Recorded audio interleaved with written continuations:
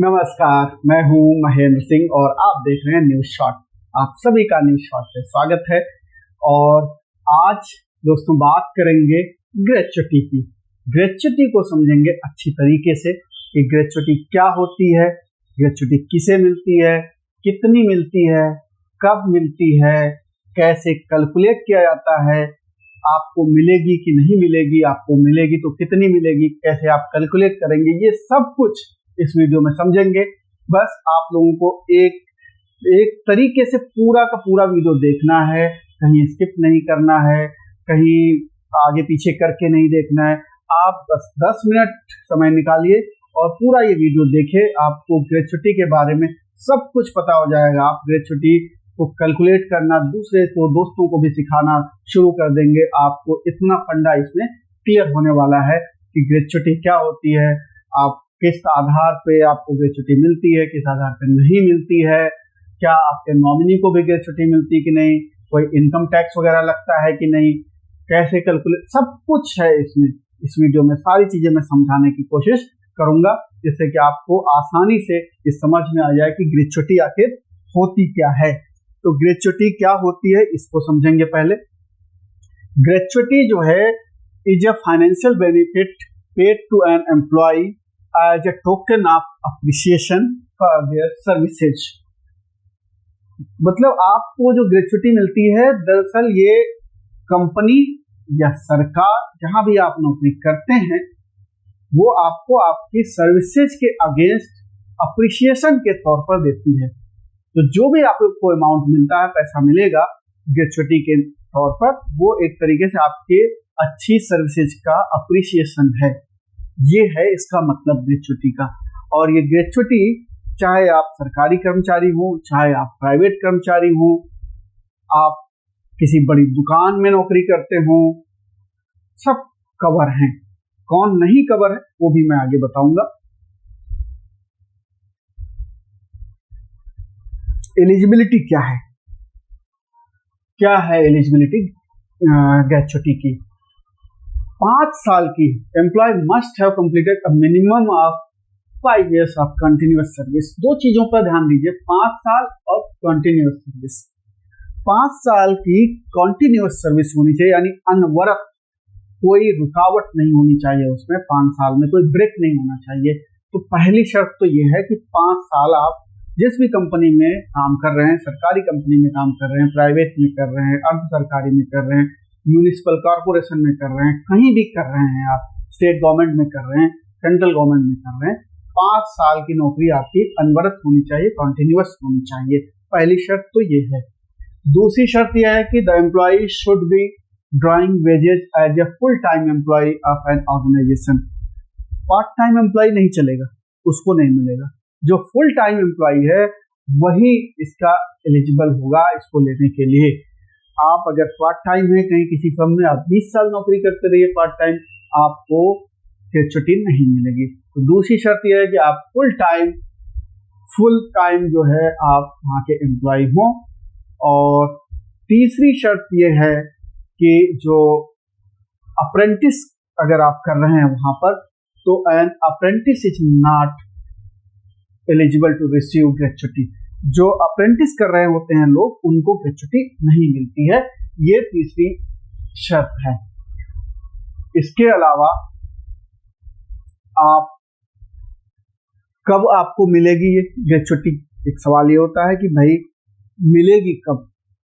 तो मिलेगी तब जब आप रिजाइन करेंगे या रिटायर होंगे, या आपको बीमारी या एक्सीडेंट की वजह से टर्मिनेट कर दिया जाएगा।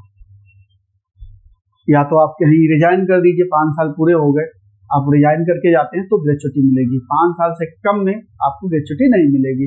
या आप रिटायरमेंट की एज पहुंच गई, आप रिटायर हो रहे हैं तो आप ग्रेच्युटी आपको मिलेगी। या बीमार हो गए, एक्सीडेंट है और आपको टर्मिनेट कंपनी से निकाल दिया गया, टर्मिनेट कर दिया गया, तो भी आप ग्रेच्युटी के हकदार होते हैं। दूसरी, the condition of 5 years is not applicable in the case of disablement. अगर आप डिसेबल हैं, डिसेबलमेंट डेथ, अगर आप डिसेबल हैं तो डिसेबलमेंट के तौर पर जब आपकी कंडीशन है कि आप काम नहीं कर सकते हैं, स्थायी तौर पर आप काम नहीं कर सकते हैं, तो भी आप इसके हकदार हैं, आपको ग्रेच्युटी मिलेगी।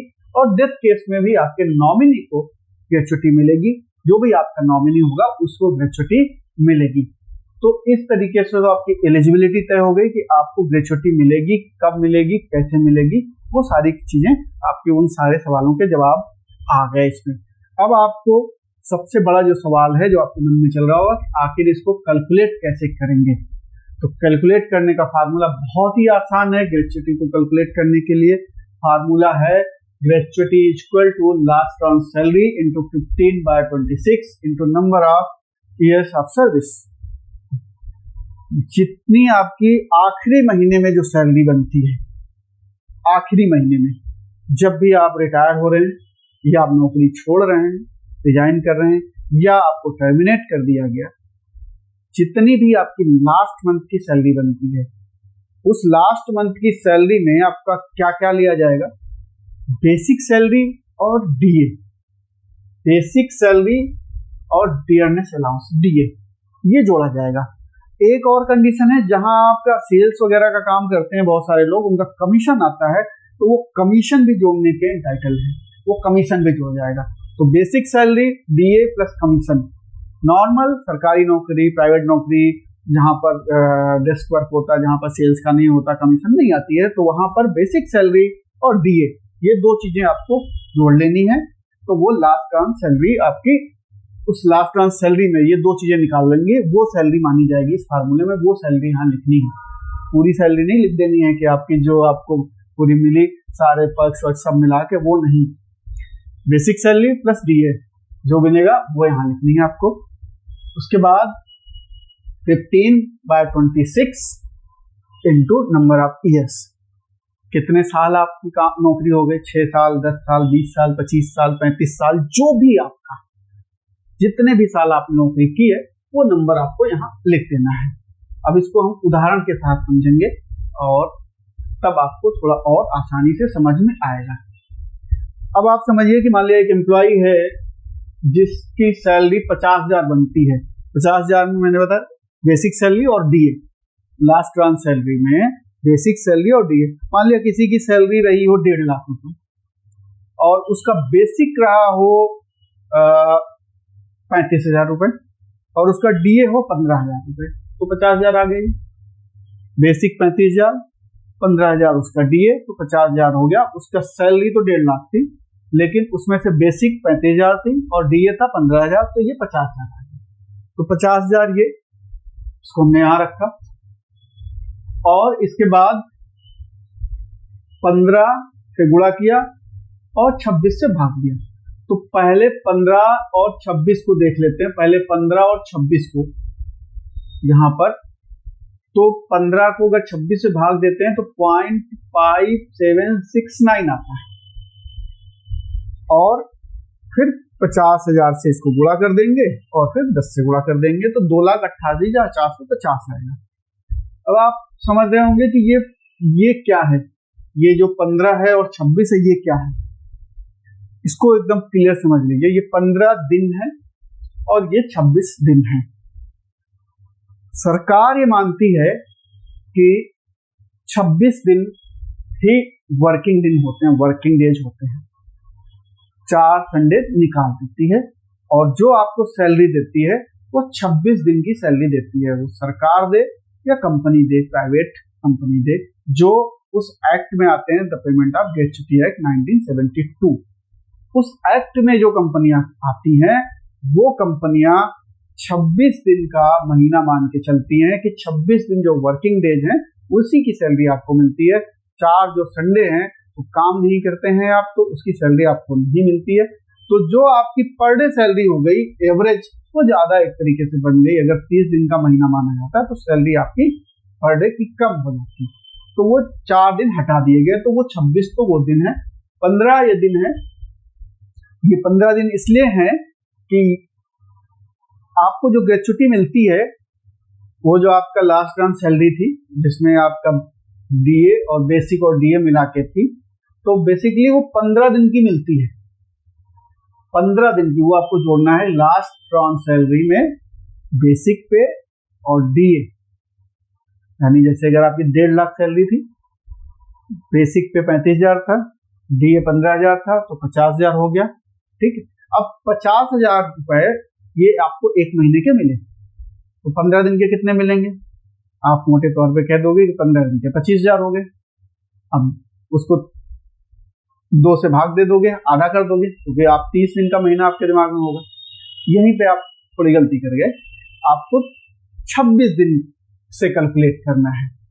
तो जब आप 26 दिन से कैलकुलेट करेंगे तो आपका 50% नहीं आएगा, करीब 58% आएगा।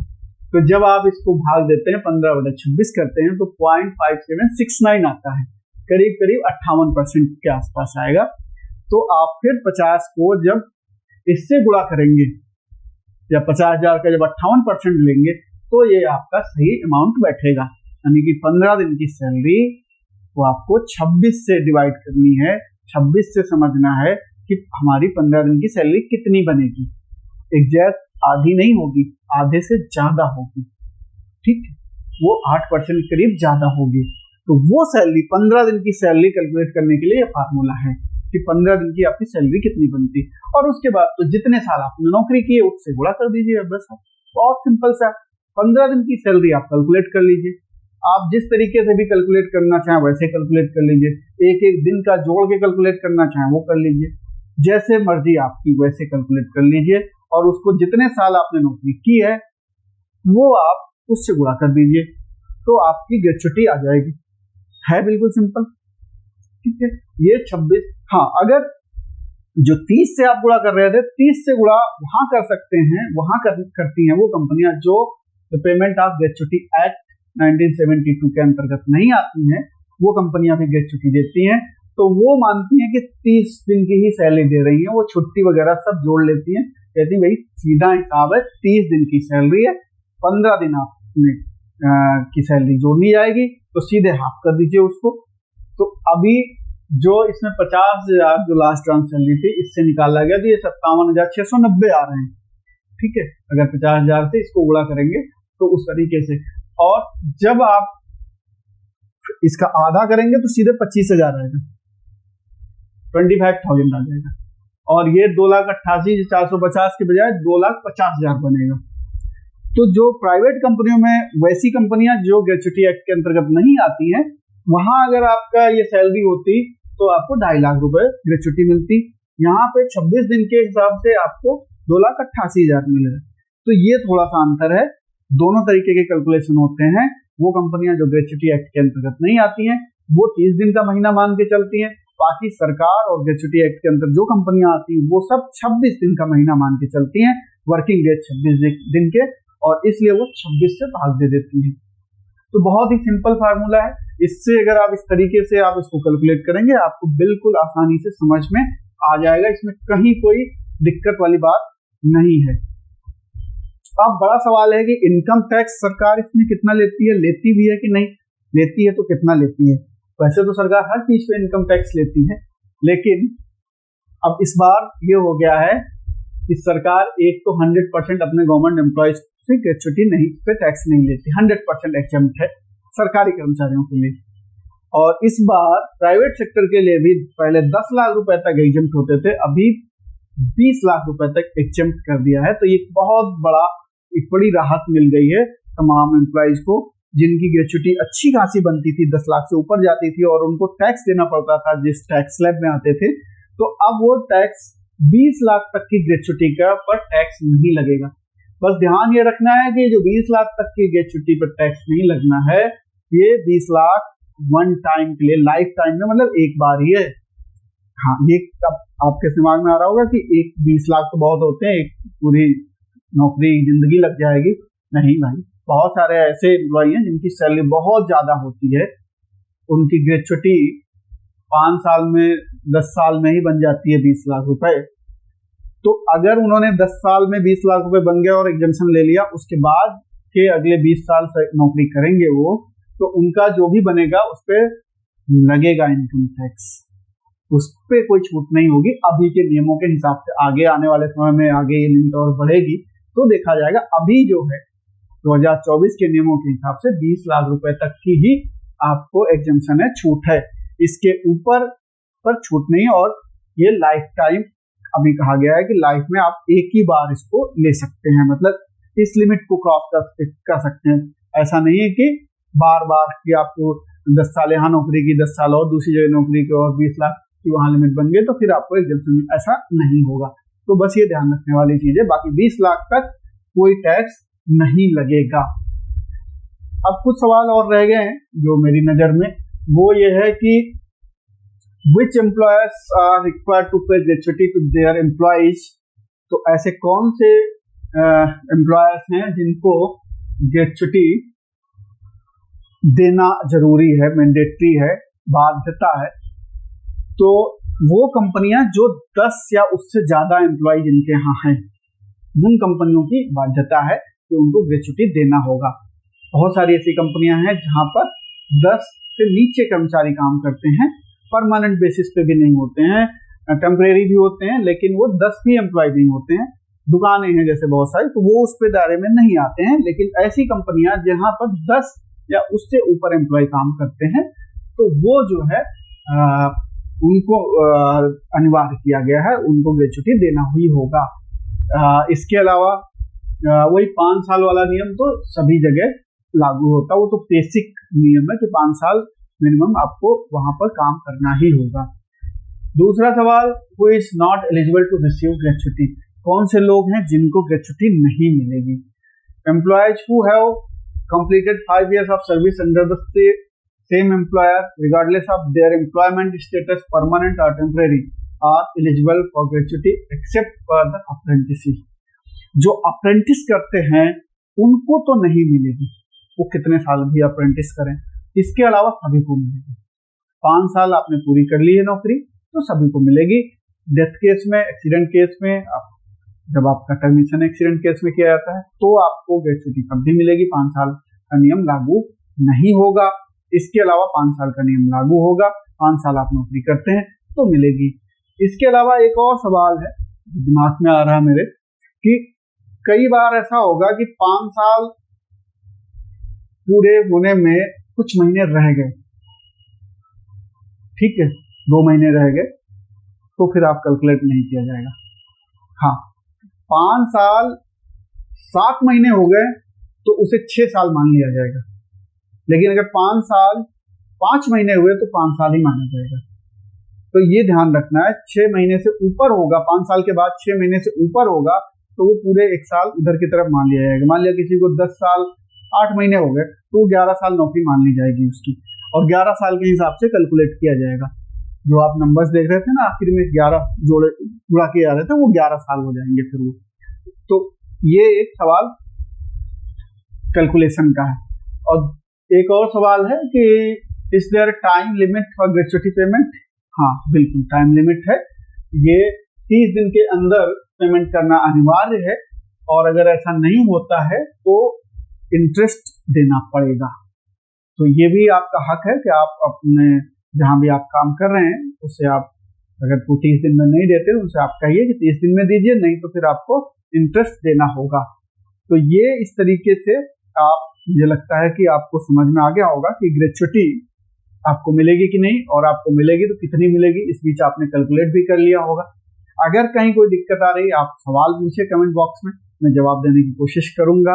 और मुझे लगता है अब आपको समझ में आ गया होगा, बहुत ही आसान है, सिंपल और सिंपल कर दूं मैं तो आप ये समझिए लास्ट महीने में आपकी जो सैलरी है उसकी बेसिक ले लीजिए, सैलरी स्लिप में लिखी होती है और डीए लिखा होता है, वो डीए ले लीजिए, दोनों को जोड़ लीजिए। अगर आपको कहीं से कमीशन आता है तो वो कमीशन भी जोड़ लीजिए। अगर आप ऐसी नौकरी में हैं सेल्स वगैरह में तो कमीशन आता होगा तो वो कमीशन जोड़ लीजिए। जितना बना उसको सिंपल तरीके से 15 से गुणा करिए, 26 से भाग दे दीजिए, और अगर इतना भी नहीं कर पा रहे हैं तो 58% कर दीजिए उसको, गुणे 58%, बस।